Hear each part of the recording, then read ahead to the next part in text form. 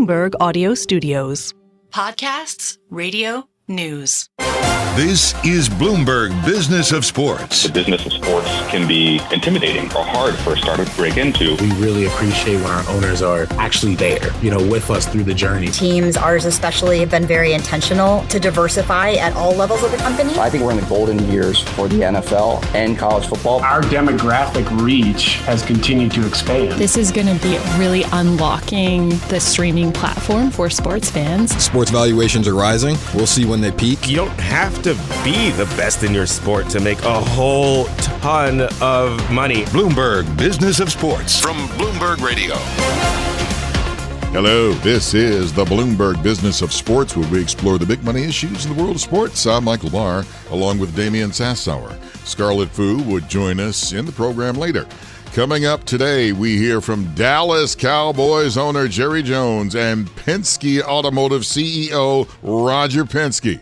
The two billionaires are working together to bring IndyCar to the streets outside of Jerry World in Texas. It'll be about Roger Penske. It'll be about Cowboys. It'll be about tradition. It'll be about sports.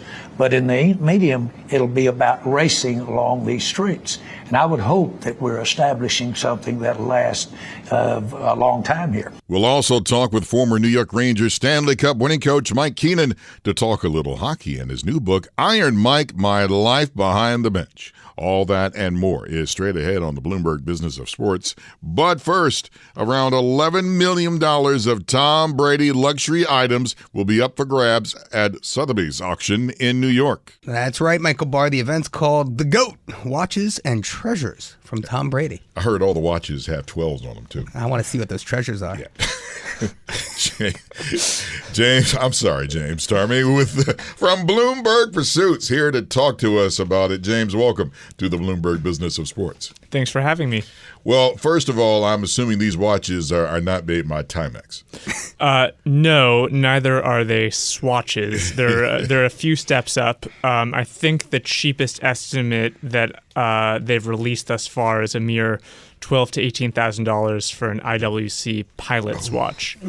But it climbs to the most expensive watch is this unique piece that he had commissioned by Audemars Piguet, which is a watch company that has, for those who are not necessarily versed in horology, it is white gold, platinum, diamonds. It spells out Tom Brady in diamonds on the dial. And then there's a little 7 on the dial as well.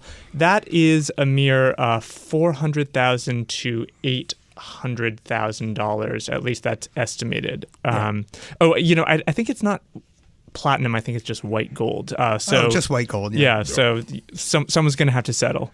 Man, that's Damian's money. I mean, really. Well, James, you got to help me out here, right? I mean, let's crystallize this for our audience here. There's 47 pieces in total. I believe it's 27 watches. So I guess Tom was never late for a meeting with Bill Belichick, carrying an overall estimate of approximately $3 to $6 million. That's what's being auctioned off, and then some sports items, which are estimated to sell for roughly $3 to $5 million. What type of sports items are going to be auctioned off? Well, if you would like to own the white T-shirt that Tom Brady wore during his NFL Combine during the 40-yard dash. Do you remember what he looked like during that 40-yard dash? I've seen the video. He looked different than he does now. But in all seriousness, that T-shirt is possibly one of the most expensive T-shirts on offer in the world right now, given that its estimate is $100,000 to $200,000. Wow, for the T-shirt? Yes. Holy moly. But that's not actually the most expensive piece of sports memorabilia. His final college game-worn jersey. Right. University of Michigan. Oh, I'm sorry. That is, yes. That is exactly right. That is what he wore during the Orange Bowl, the 2000 FedEx Orange Bowl. That is estimated between $300,000 and $500,000. Wow. And they're kind of paid to say this, but the guys at Sotheby's with whom I spoke said that they thought that would be basically a bargain, considering that his final game-worn jersey. That's the one from the Bucks, right? Yeah, from his professional career, sold for $1.4 million. But okay, well, James, riddle me on this. So here's what I've heard about the rare market for sports collectibles and high end watches and whatnot. I heard that the market's not doing great this year. I heard that sales are down roughly 27% year over year for sports collectibles. I've heard that even that Bucks jersey was supposed to go for 1.5, only went for $1.4 million. Is the market topping out? Is Tom trying to top tick the market here before something happens? Well, that's certainly a theory. I can't speak to his motivation. But I can say that you are absolutely correct about the overall market conditions. The fact is that collectibles as a very broad category are much softer than they were a couple of years ago when people had more disposable income. Even at the highest level, people had more disposable income and they had less to do with their money. Obviously, we're talking about during the pandemic when prices for collectibles just absolutely skyrocketed. Mm-hmm. And actually, we even have a much more recent data point. Just a few days ago, Sotheby sold a bunch of trading cards, and there was a trading card from the collection of Tom Brady that he had sold. It was a Tom Brady rookie autograph, and it was estimated between $160,000 and $180,000 with premiums. That means with auction house fees that actually went above a high estimate to $192,000. But it's not like it went crazy, right? This is not a frothy market. Right. So, particularly for memorabilia, it's not like boom times. Whether or not the memorabilia market continues to slip, I don't have a crystal ball, so I can't tell you. Yeah, but the watches, though, I think that's going to just fly because you cited in the article about... Yeah, because you want to wear a watch that says Tom Brady on it in diamonds. I mean, if that's your style. Well, that's my, that's the way I roll.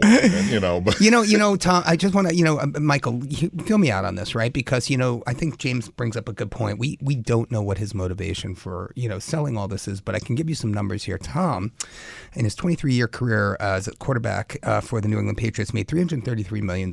He signed a contract in 2022 with Fox for $375 million over 10 years. Let's forget about all his endorsements over that period of time. The man is loaded. So it makes you question, why now? Like, why possibly would you be trying to raise, under $10 million by selling some of your prized possessions, right? I mean, I'm just, I'm trying to wrap my brain around that.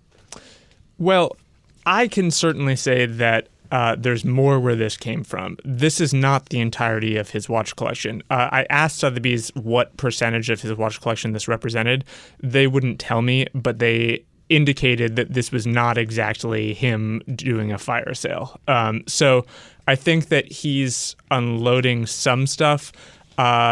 I don't know why, but it's certainly not like it's selling the house, selling the car. Sounds like he's trying to buy a football team here. I was just thinking that. Well, look, and I'm sure this has nothing to do with it, right? But we remember FTX with Sam Bankman-Fried. Yeah. He was involved. I think there's some lawsuits that are pending out there. He's just, he's getting divorced from Giselle. I don't think there's anything there really to read into, right? Both of them are mega gazillionaires, right? So, but it's just the timing is just maybe he is just trying to top tick the market here for collectibles. Sometimes you just get into that phase in your life where it's like, you know what?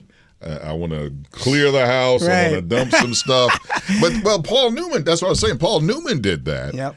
And then the Rolexes sold well. Paul Newman was not alive when those Rolexes sold, but yes, the Rolexes from his collection that were once owned by him sold very well. Sylvester Stallone just did that and made a real buck with watches. So there is an indication that right now is a good time to sell if there's this kind of quote unquote celebrity provenance. And Tom Brady is many things, one of which is a celebrity. But James, hold on. Let's just be really clear. There's Tom Brady and then there's Sly. I mean, Sylvester Stallone, Rambo, Rocky. I mean, that's next level stuff. Talking about the Tulsa King here. Sylvester Stallone, I mean, his watches are worth gold. More than gold. Yeah, but which name is known more around the world? Sylvester Stallone. I guess, yeah. It's Rocky. It would be Rocky. Rocky Balboa. Well, maybe not Sylvester Stallone, but Rocky Balboa is Yeah, Rocky Balboa is around. James Tarmy of Bloomberg Pursuits. Thank you, sir, for coming on the show. We really do appreciate it. Thanks for having me. Sticking with big old money, the latest episode of The Deal with Alex Rodriguez and Jason Kelly features David Rubenstein, co-founder of the Carlyle Group. Jason and Alex spoke to Rubenstein about his recent purchase of the Baltimore Orioles and how he sees team ownership. Let's take a listen to a portion of their conversation. Well, I have to be very honest. I don't know as much about baseball as maybe I wish I did. I played Little League Baseball, and I peaked at 11. And then at 12 or 13, people started getting bigger than me. And I thought when I was 11, maybe Jewish Little League All-Stars would get to the major leagues, but I found out that doesn't usually happen. So I haven't followed baseball as closely as other people have, and therefore I'm learning the game. Right now, we have a general manager who was voted the American League General Manager of the Year last year. His name is Mike Elias, who was a baseball player at Yale, very smart person from the Washington area, went to high school in Washington. He has what they call sabermetrics down cold. What was described as Moneyball years ago is hieroglyphics compared to what it is today, because today it's so much more sophisticated. And so when he comes to me and Mike Arrighetti and says, this player is worth X or Y or Z, I don't really know how I can challenge him because he knows much more than I do. And he's got about 20-some people on his team that do statistics and do scouting and so forth. So it's hard for me to say, well, you should do this or do that. So I am the type of owner right now that says, I'd like to be informed. If you want my judgment, I'm happy to give it to you, but I really don't have enough knowledge to tell you do something different than you want to do. So, for example, when the trading deadline came and everybody's sitting around for a couple of days trading, I really don't have the ability to say, you should get this pitcher versus that pitcher. I don't have that kind of background. So I can help him I can help the team by saying, look, I know the CEO of this company, maybe they can be an advertiser or they could buy sponsorships. I can do that. Now, if I'd seen Alex Rodriguez, I'd say we should get this guy signed up. That is David Rubenstein on the latest episode of The Deal with Alex Rodriguez and Jason Kelly. Rubenstein, of course, is the host of The David Rubenstein Show, Peer-to-Peer Conversations, which airs on Bloomberg Radio and television. And catch The Deal on Wednesdays at 6 p.m. Eastern on Bloomberg Television. Stream it at 8 p.m. Eastern on Bloomberg Originals and find the podcast on your favorite podcast platform. Up next, we pivot to hockey with former New York Rangers Stanley Cup winning coach Mike Keenan. For Damian Sassower, I'm Michael Barr. You're listening to the Bloomberg Business of Sports from Bloomberg Radio around the world.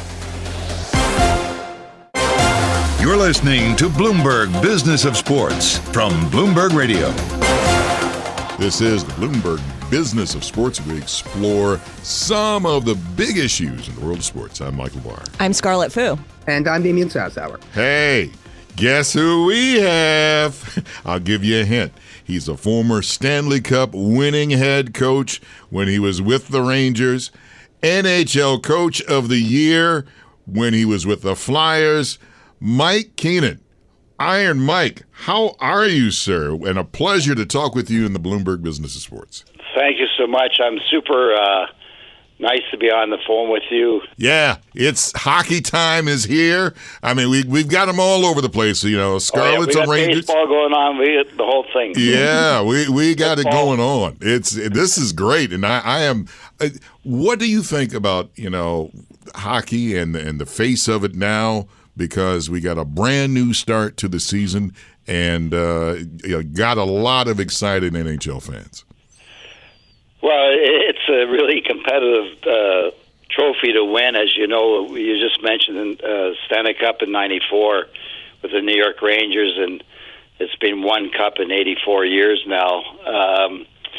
But many franchises have suffered the same fate. It's really a difficult trophy to win, and it has to begin in the fall when you bring the players together for training camp and you assemble a group and then you build your team and you try to educate them and teach them about winning and what the ultimate goal is going to be, and transitioning the season into playoff hockey and then into the finals. It's quite a process over 82 games. It certainly is. And you think about the teams that don't just do it once, but do it multiple times. There are dynasties in basketball. Of late, you have Golden State. Certainly in football, you have Kansas City. I'm curious to get your take on whether you see the Florida Panthers as a potential dynasty team. Are they built in terms of talent and front office like a dynasty team? What do you think are the odds of a Florida Panthers repeat? Well, they've got a chance. I believe they do. They didn't make that many changes with the salary cap. Sometimes you're forced into trading players or moving some players and parts of. But usually, championship teams retool a little bit. They adopted probably an old style mentality with Paul Maurice, a little bit old school. They reverted back to the way the game was played with more assertive, more aggression, more physical play. They sustained it without putting themselves in jeopardy in the penalty box too often. But it was kind of refreshing to watch them win the Cup with that kind of built-in mentality, system play, and competitiveness. And that's what it takes. You have to separate yourself from the rest of the teams in the league somehow, and that was the formula they used, and I see that they have no reason not to believe they could possibly repeat. Coach, you have coached the Flyers, the Blackhawks, the Rangers. You've coached Brett Hull, Wayne Gretzky, Mario Lemieux. Talk to us about the bread man. What's going on here in New York? Should we get excited about the Rangers this season? I mean, I know that's really what Scarlet wants to be asking you, Coach. Well, they had a super season, regular season last season, and they fell a little bit short in the playoffs. And hopefully they can learn what that next step will take, or what it means to them, and how to take that next step. As the great one once said, Wayne Gretzky, there's a preseason, regular season, the first 3 rounds of the playoffs, and the finals. So they're close, but they have to, in my opinion, they have to step up that intensity a little bit to a better degree or more degree. I was very fortunate to coach great players in New York, and we were able to sustain that type of approach. We won the President's Trophy just as the Rangers did last season, and then we were able to complete it with the playoff run. But that's a tough assignment. Stay healthy and learn from your past experiences. You are out with a brand new book, Iron Mike, My Life Behind the Bench. And I started reading some of it, and all of a sudden it's like, oh, we got to go in and do the show. That was me too. Yeah. Tell us about this book, because it's a very good read. Well, it took a couple of years to write. I was reluctant to do it. Jay Greenberg, who, God bless his soul, passed. He started the project as a writer from Philadelphia and New York. As you may remember him, of all things, he died of West Nile. Yeah. We thought it was COVID. And then Hall of Fame writer as well, Scott Morrison, was editing. He picked it up. We had a time frame there where we didn't do much work on it. It took a couple of years to put together, but I think Scott poked the bear quite a bit to get me to tell a little bit about each stop, and the chapters he built were based on different teams that I coached at various levels. So it's completed now, and I think Scott did a super job. And Mark Messier, our fans would be interested to read the forward. He was very kind and generous in his forward towards his coach, Mike Keenan. Well, speaking of Mark Messier, you reflect in the chapters on your time in New York on the singular leadership role that Mess took on the ice and in the locker room. Both of your goals were aligned, and all that was required some of the time was you glancing at him, and he kind of picked up the ball and knew exactly what to do. Who do you think is that person today in the NHL? Does that kind of role still exist, or is it kind of is there one person who does that, or is it just a combination of different people? Well, I think that each team has leadership groups, and Mark was supported really well by our players and the leaders on the team. but the exceptional players still have that capability, and I can see probably the most prolific player in the game today, Connor McDavid, has taken that responsibility on. They went to the finals, and they have to learn to take that final step as well. But I coached him in some charity games, and he's a real engaged individual as well. So we'll see how that plays out. But most teams, and I just made a reference earlier about Taychuk taking that responsibility and being that sandpaper, that ingredient for the Florida Panthers that was contagious. Mm-hmm. And from his father, he had learned and watched professional hockey at the NHL level while he was growing up, and they were able to sustain it and build it into the Florida Panthers. So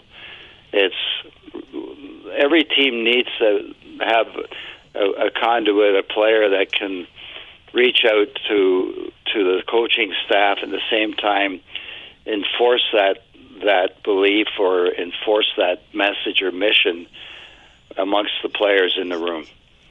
Does it have to be the best player on the ice? Not necessarily, no. We had some great players, Hall of Famers, and Brian Leach anchored the defense, and Mess and Graves, and I can go on and on with I could name every player in the team. Zubov was exceptional, Kovac, exceptional talent, Larmer, Tikkanen, everybody knows Stefan Matteau, McTavish, Noonan, and I can go through the whole lineup, mm-hmm. But you need, Mark was the centerpiece in the group, and from day one, that belief, I can share a little story. When I first went there, our very first meeting, I showed a parade, but it wasn't the hockey parade because there was no hockey parade to show. So I showed the Yankees winning the World Series and the parade that subsequently was held in New York. And Mark started to have tears running down his cheek. And he's sitting about 15 feet from me, and I said to myself, we have a chance to win because the leader of this group is so invested in that accomplishment or that idea or that goal that we have a chance. Mm-hmm. Right from day one, I knew we had a chance to win. Coach, you were born in Ontario. Your first coaching job was at Forest Hill Collegiate Institute in Toronto. Talk to us about the chances that a Canadian franchise are going to end the country's drought. I mean, the last time a Canadian team won the Stanley Cup was in 1993, the Montreal Canadiens. I mean, is there any chance maybe Edmonton breaks through this year? I mean, what are your thoughts? Well, I think that you're right. The country is starving for a Stanley Cup. But I do believe the Edmonton Oilers, because of their experience of going to the Stanley Cup Finals, are knocking on the door. And it's going to take an incredible amount of energy to repeat that. But at the same time, they've had that experience, and they've got the best player in the world on their team. So I think that if there's any Canadian team right now posed in a position to win, I think it's Edmonton. I know we're running out of time, but I want to bring something up that, and I know it's the question that is always asked because you got gambling in everything now. If you have marble racing, they got gambling in it. Everything is going on here. How do you think it has impacted the NHL with online gambling? Well, I don't think the players pay too much attention to it. So that's the most important thing, and I believe that that's true. I hope that that's true. That there's nothing in the insider's position, but the fans certainly are engaged with gambling in all sports. But hockey, I think, is still as pure as you can get it, and for me, that's something I would be proud of. And, Coach, before we let you go, there's currently 32 teams in the NHL, which is kind of an ideal number for a playoff structure, right? You've got 4 divisions of 8 teams each, or you could be like the NFL and have 8 divisions of 4 teams each. What do you think are the prospects for a league expansion, given that you have 32 teams right now? Does the NHL need more teams? I don't think that they do, but Mr. Bettman's done a super job with the business model, and there may be speculation that they're going to expand, but I think that the depth of each team has to be sustained. I use that word again repeatedly, in the fact that the player pool is worldwide now, with 50 countries involved in playing hockey, but we want to set a standard where it's still an elite league, and if you continue to expand it, then it kind of takes away from the quality of the league. Our thanks to Mike Keenan, former New York Rangers Stanley Cup winning head coach, for joining us on the show here. Up next, we head to Dallas and hear from Cowboys owner Jerry Jones and how he is teaming up with Roger Penske. For my colleagues Scarlet and to Damian Sassower, I'm Michael Barr. You're listening to the Bloomberg Business of Sports from Bloomberg Radio around the world.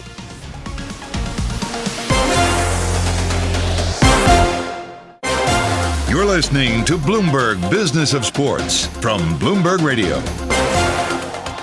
Thank you for joining us on the Bloomberg Business of Sports show, where we explore the big money issues in the world of sports. I'm Michael Barr.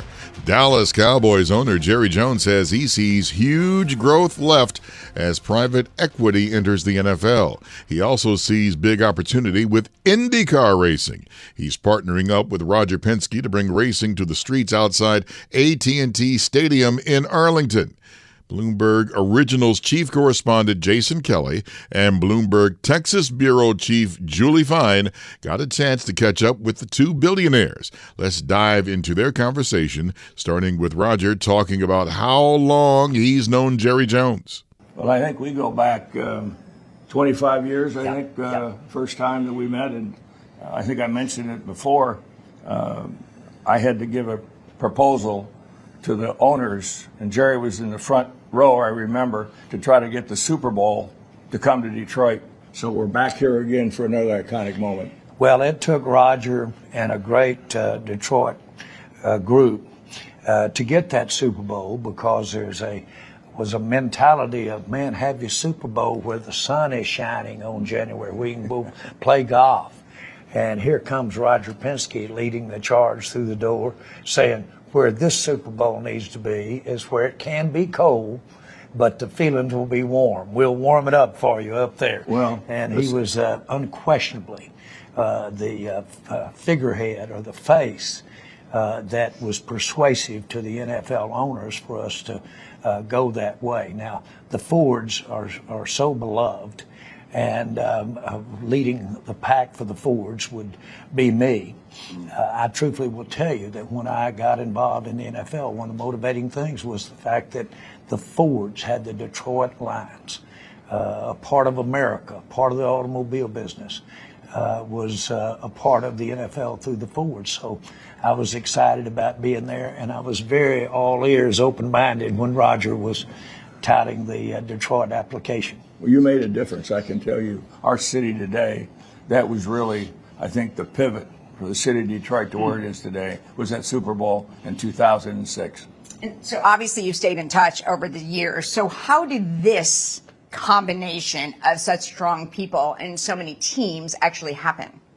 Well, I'd say that it really, my son Greg, we bought the Speedway and always a series in 2000. And we were looking at major locations that we could bring our series to, and there was no question that that Arlington and Dallas just stuck out. We need to contact there. So through relationships we had with Jerry's team, and certainly that manifested over a number of years. It didn't happen overnight, because this is a thought process. The fact that how we do business, our experience at the Speedway now, I think gives us, the capabilities, and obviously to be able to come here and tell Jerry, we're going to come here and bring something the way you do business.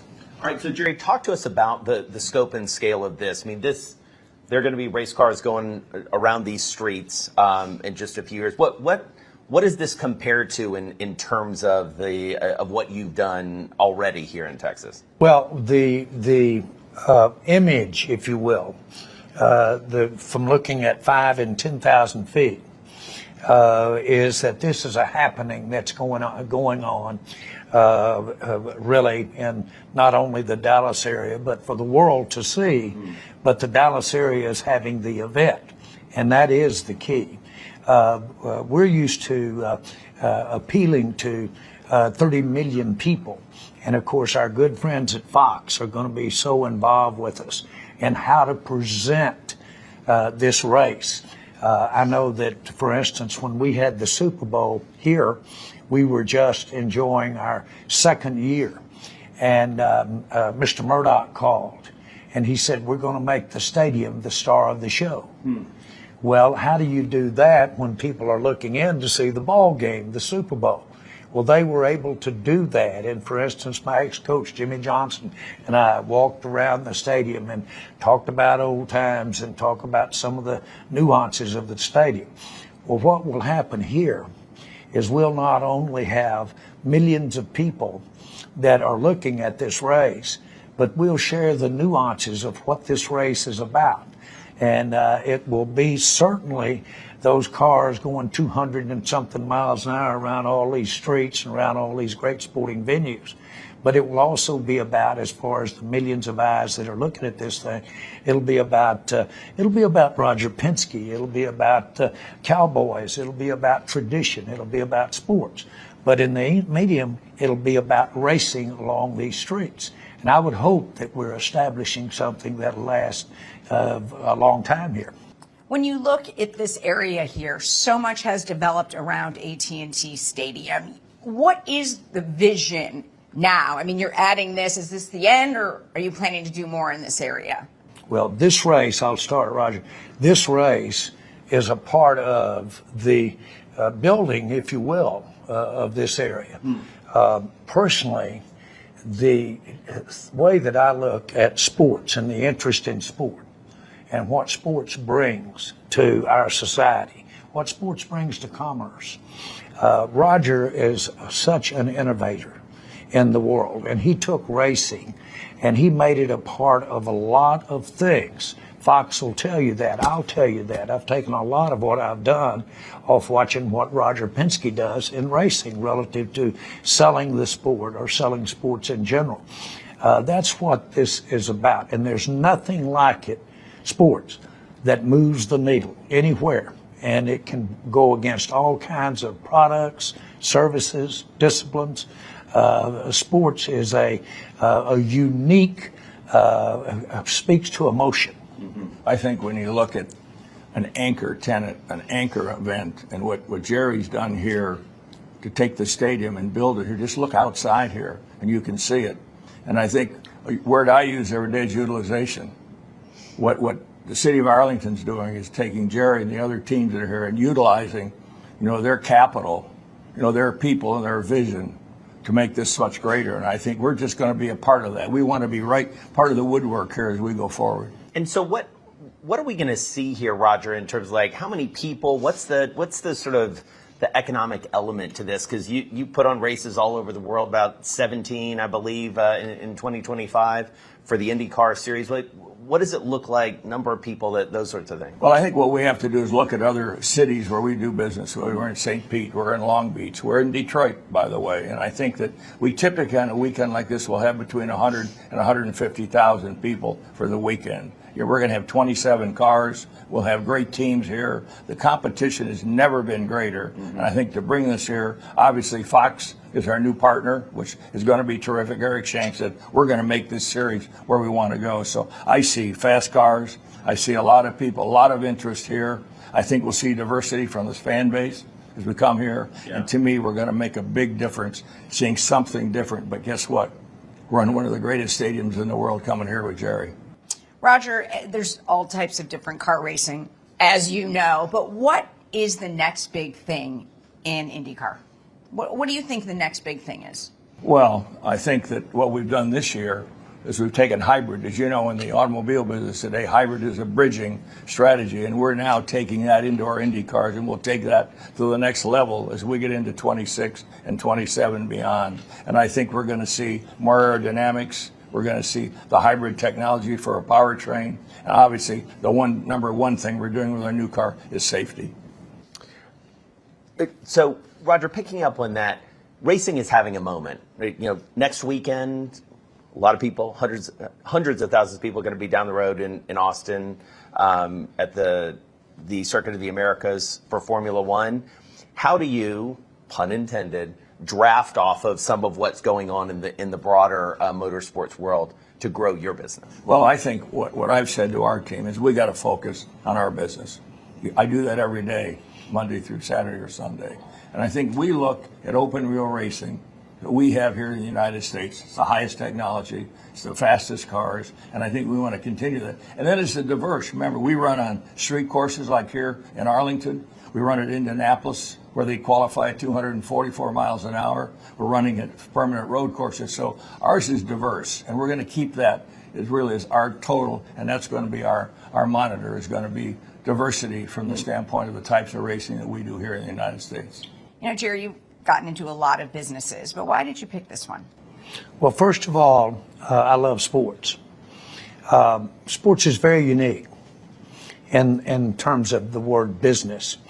It's bottom line, but it's really not bottom line like you would have with the grocery business or the automobile business. There's more to it. Sports is about tradition. All you have to do is go up there to that St. Elmo Steakhouse in Indianapolis and be around where where the big races have been over there. Have a shrimp cocktail for that. It's about tradition. It is about entertainment. And therein lies the innovativeness of a man like Roger Penske, or if you will, what we can do in the NFL to make it entertaining. But here's the deal. Real sports is about really putting it on the line. It isn't make-believe. It isn't staging. It isn't produced. Real sports is real competition. Now, these guys behind the wheels, they're putting it on the line. That's not funny. They are competing, and they're competing with everything. In my sport, in football, those guys have to call on themselves to give it up. That's not natural to get out there and get in front of 300.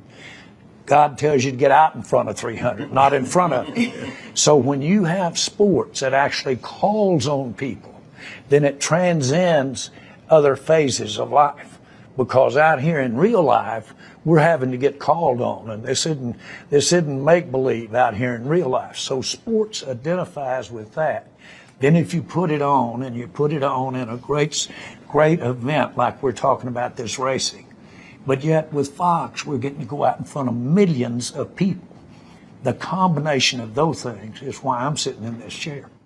That's a portion of a special conversation with Dallas Cowboys owner Jerry Jones and Penske Automotive CEO Roger Penske. They spoke with Bloomberg Originals chief correspondent Jason Kelly and Bloomberg Texas bureau chief Julie Fine. You can hear the full conversation on the Bloomberg Talks podcast. Find that on Apple, Spotify, and all your favorite podcast platforms, and subscribe so you never miss a key conversation from Bloomberg. And that does it. That's it for this edition of the Bloomberg Business of Sports. For my colleagues Damian Sassower and Scarlet Fu, I'm Michael Barr. If you missed any part of the show, you can find it on demand on the Bloomberg Business of Sports podcast, available wherever you get your podcast. Tune in again next week for the latest on the stories moving big money in the world of sports. You're listening to the Bloomberg Business of Sports from Bloomberg Radio around the world.